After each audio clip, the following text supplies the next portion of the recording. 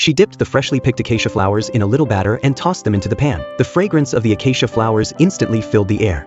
Using the same fragrant acacia flowers, she fried a few more. The aroma wafted through the air and the crispy texture made it impossible to stop eating. This was the girl's first summer back at her hometown. She had lived in the city, working while studying for her teaching certificate, but the pace of the city was suffocating. She worked late every night. By the time she finished her overtime, the discounted bento had gone bad. The fruit in the fridge had all rotted. She opened the only thing that could fill her up, a bottle of mineral water, and drank it in one go. The girl decided it was time to go home. As soon as she arrived, she collapsed on the floor, feeling the long-lost comfort. She finally lit the stove to warm up the cold room. Then her stomach rumbled, so she dug out a cabbage from the snow and pulled out a few green onions. She coated the softened cabbage in a special batter and fried it in an oiled pan until both sides were slightly crispy. This way, she could lock in the moisture from the cabbage leaves. Of course, it wouldn't be complete without the essential sauce and a bowl of hot noodle soup. She stuffed the cabbage dipped in sauce into her mouth, then grabbed the soup bowl and drank it all down. The simple joy of winter was just that simple. When the girl was 4, her father passed away due to illness. Her mother raised her on her own, but just a few days after finishing her college entrance exams, her only remaining family member left without a word. Luckily,